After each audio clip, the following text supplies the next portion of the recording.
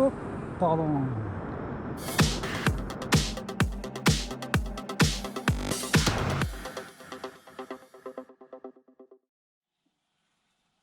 Bonjour à tous, le Penguin d'Atomercé, nouveau petit bimoteur. Ça n'aurait échappé à personne que les bimoteurs sont très à la mode depuis quelques années là.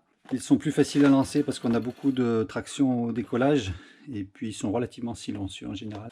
Petit avion mais pas si petit que ça, je vous mettrai des photos en comparaison avec mes autres avions par rapport à un Dolphin, par rapport à un T1. Il a une grosse, il est trapu, il fait seulement 77 cm d'envergure.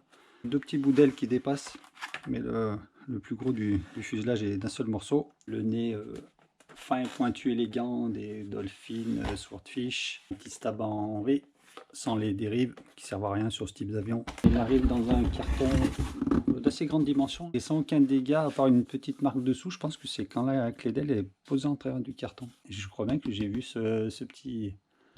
cet impact sur une autre vidéo, mais bon, ça n'aura aucune influence sur ses capacités à voler. Je vais juste faire mon commentaire sur certains points qui me plaît, que j'aime bien critiquer. Les stabs sont bien faits, il y a une petite pièce en plastique qui va se clipser là-dedans, dans ce qui sert de patin, enfin de lampe, patin arrière lampe. Celui-ci c'est la version RTH, donc la version où il y a tout sauf l'émetteur vidéo et le récepteur RC. Donc il a déjà ses cerveaux montés, toujours le même système. Deux petites tiges carbone. On a une clé de 8 mm. Et puis là on a un petit, c'est pas frottement pur, là on a une petite pièce à rajouter qui va clipser. Des moteurs assez petits à mon goût, j'aime bien les gros moteurs. C'est des 2004 avec un KV de 2400 et ils font tourner des hélices un peu surprenantes. Ce sont des 6 pouces avec un pad seulement de 2,6, donc des hélices assez plates. Ce qui me fait penser que c'est un avion qui a été prévu pour faire du vol pas spécialement rapide, hein. Ça devrait être pas mal en vol lent. Deux trappes, une avant et une arrière qui tiennent avec des petite vis nylon. Pas mal de place à l'intérieur pour un avion aux tailles relativement modeste finalement. La version RTH a déjà son contrôleur de vol qui est le 405 F405 Navi, le même que sur le Swordfish. Il est déjà tout monté, il a déjà branché le cerveau de queue. Les deux lampes qui sont statiques et il y a une rouge et une verte, elles sont pas pilotées par la carte de vol. Ainsi qu'un GPS dans une petite trappe sur le côté, là, qui se ferme avec un petit bout de mousse additionnel. On a une deuxième trappe de l'autre côté disponible pour un récepteur. Ah, un point sur les cerveaux, ce sont des cerveaux 9 grammes numériques et surtout à pignon métal. Enfin, depuis le temps qu'on me plaint qu'on a des pignons plastiques.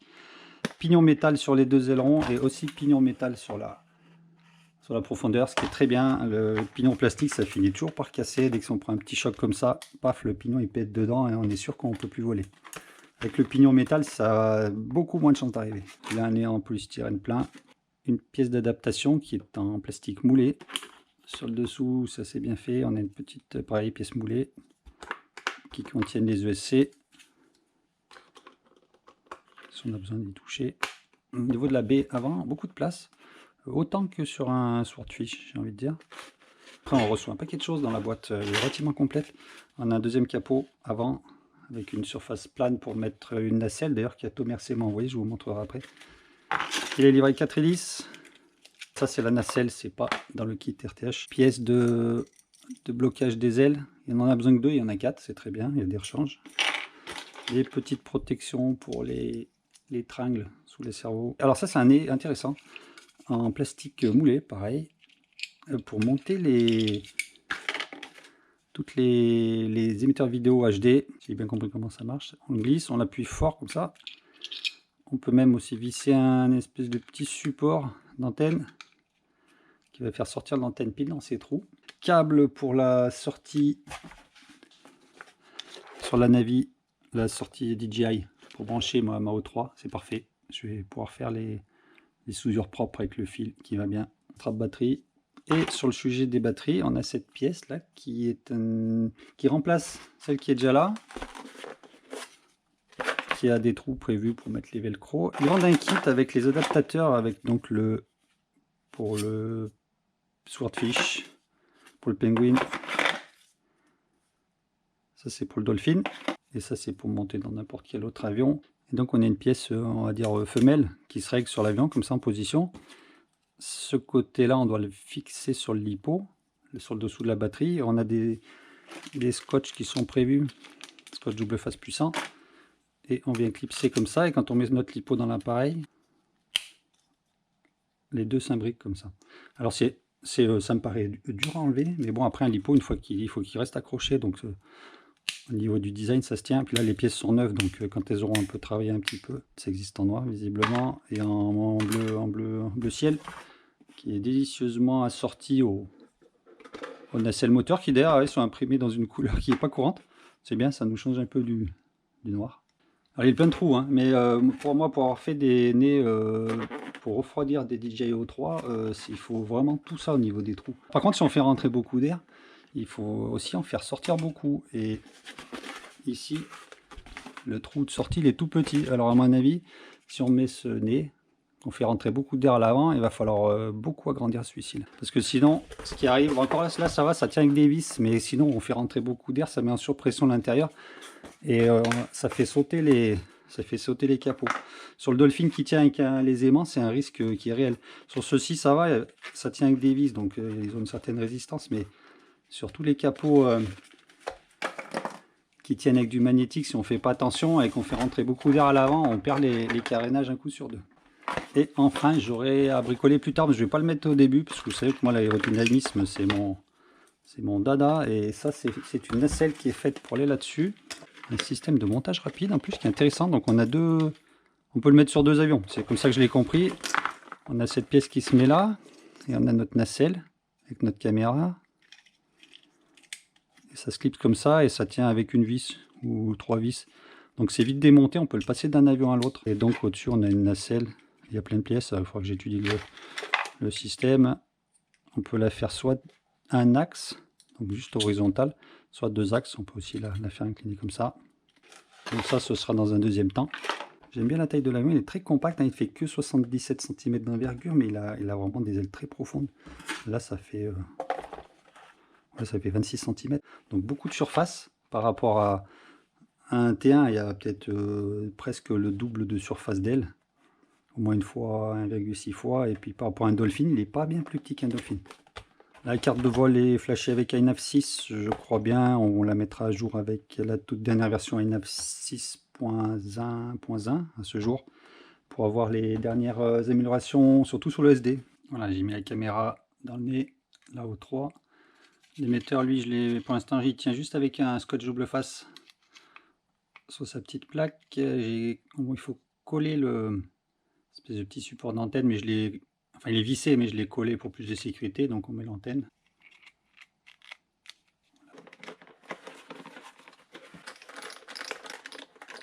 La carte SD de la O3, on y accédera sur le côté. Il faudra une pince, hein, parce qu'avec les doigts, ça va être difficile.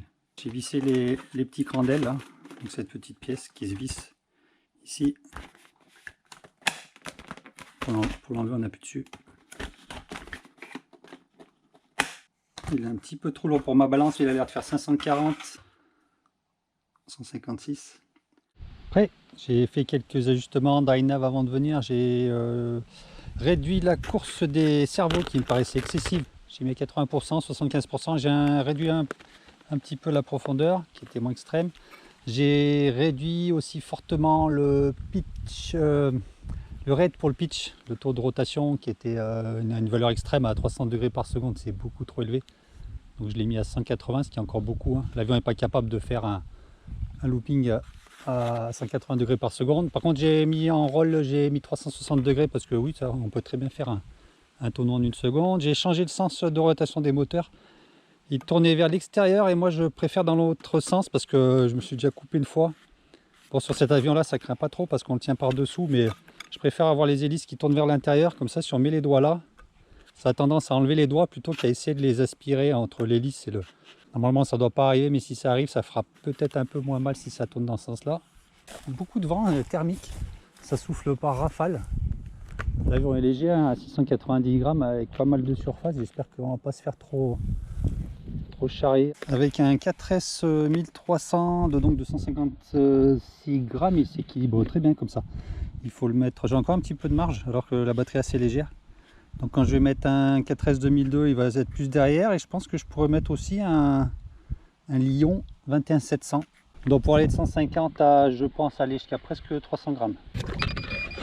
Voilà, très bien, on a un GPS qui a loqué rapidement, et tant mieux parce qu'il fait chaud. J'avais peur que l'O3 prenne un coup de chaud, malgré qu'elle ait tous ces trous là, et c'est quand même, il faut quand même que l'avion avance pour faire de l'air.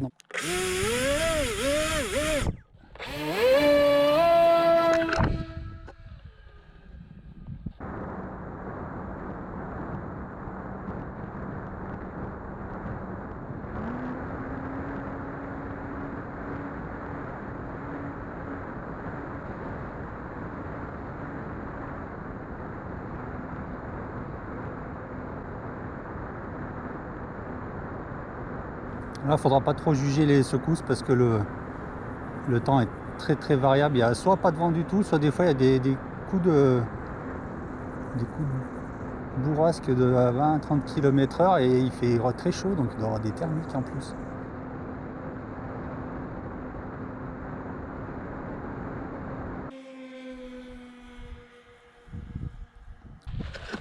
Là, je me suis mis à l'ombre, il fait chaud, ça cogne.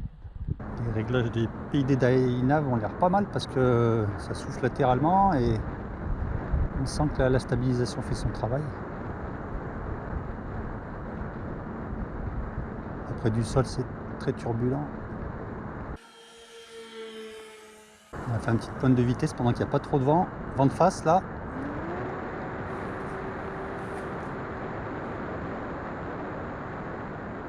30 ampères, 100 km/h.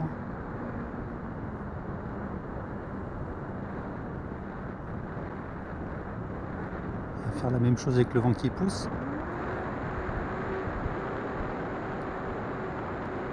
Un petit peu plus vite, mais pas de beaucoup. Les hélices, on grippe pas beau, on sent que les hélices elles ont un pas faible, là, ça grippe pas énormément.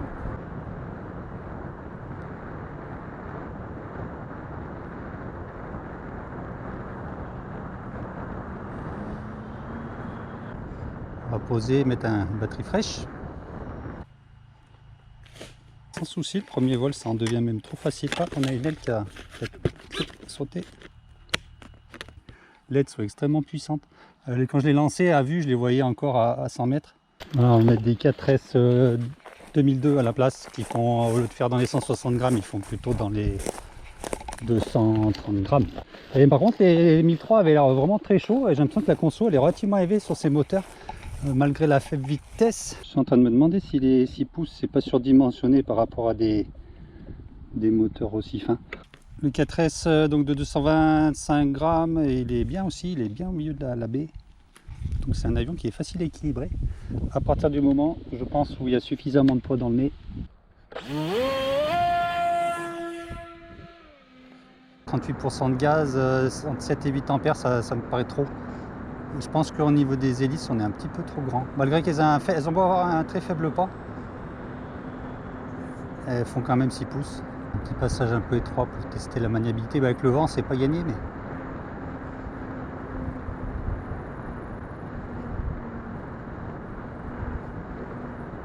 je vais poser parce que je suis pas sûr d'avoir mis là en marche la caméra arrière.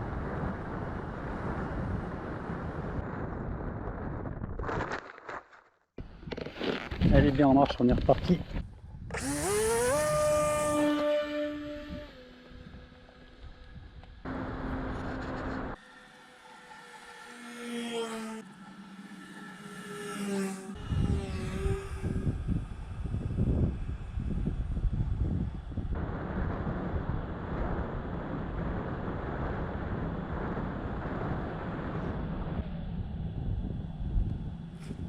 Tout bien, j'ai pas de critiques négatives particulières à faire, et il vole très bien.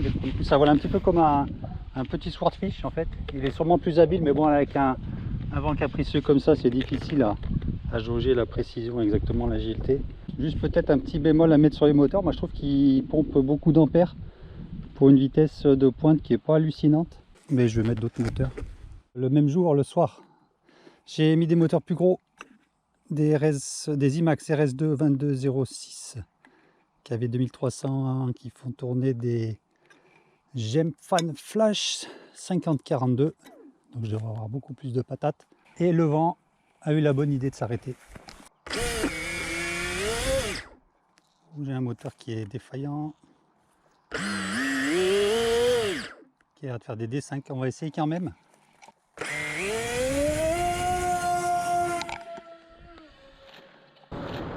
Le moteur droit, il tourne pas rond.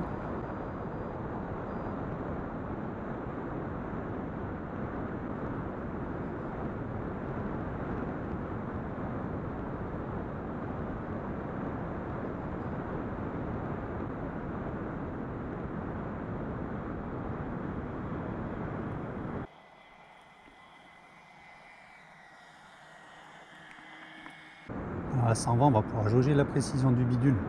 C'est bien plus agréable que tout à l'heure. Ah, j'ai mis une batterie vide encore, décidément.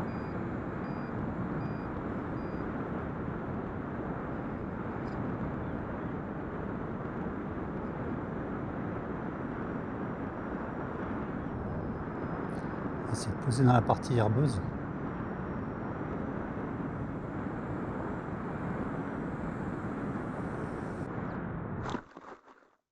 Ce moteur là qui tourne pas rond là.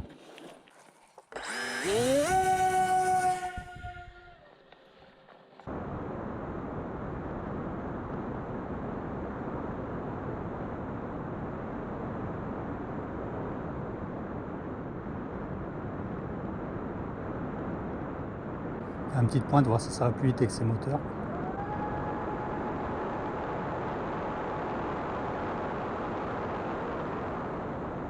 On a déjà gagné 30 km/h. C'est encore pas incroyable.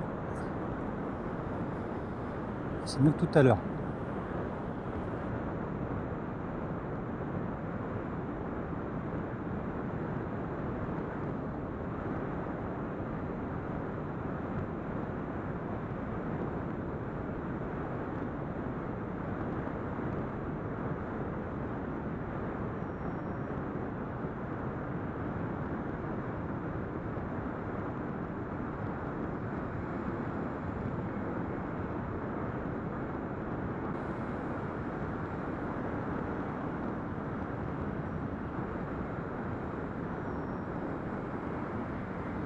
Beaucoup de place là pour prendre le virage. Oh,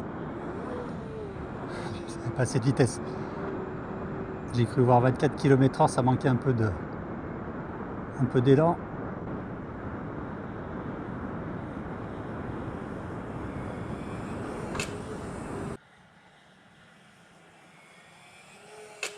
Oh, pardon. Oh, là je me suis lancé dans l'allée, mais je sais pas comment je vais en sortir. Par là, par là, par là.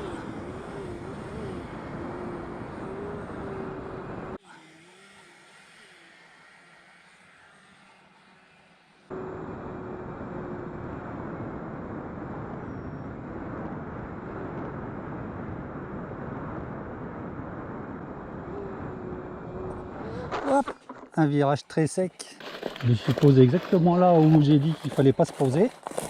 Dans le blé coupé qui pique. Caché comme ça derrière la botte de paille, je serai plus en sécurité. Pas me rentrer dedans moi-même.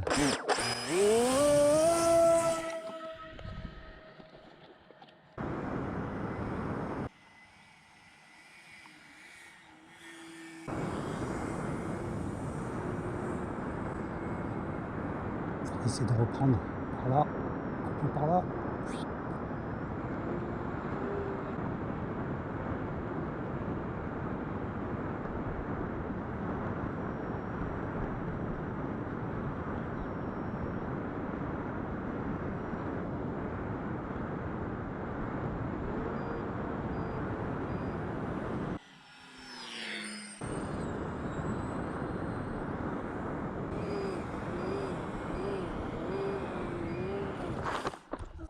Tout bon, encore une belle réussite d'Ato Mercier, je trouve. À chaque kit, on a des petites nouveautés. Et comme je le craignais, il risque bien de remplacer le T1 dans ma flotte, parce que je garde que 3 avions en état de vol. Je ne vais pas mettre l'électronique dans plus que ça. Si j'ai une douzaine d'avions, ça ne sert à rien. Donc j'ai le Dolphin qui est un performeur rapide en 5S, le Swordfish qui va un peu plus loin et un peu plus discret. Et puis j'ai un petit avion qui jusqu'à maintenant était le T1, E-Wing. T1 pour faire des petits trocos pas loin, voler comme ça sous les arbres dans des endroits un peu étroits. Et j'ai bien peur que celui-ci va le remplacer parce qu'il est aussi agile. Il peut voler lentement, même peut-être plus lentement que le T1. Et puis il a une capacité d'emport qui est assez importante. Donc je pense que je pourrais mettre des 21-700 en Lion. Assez polyvalent. Et puis on va pouvoir l'emmener dans nos aventures.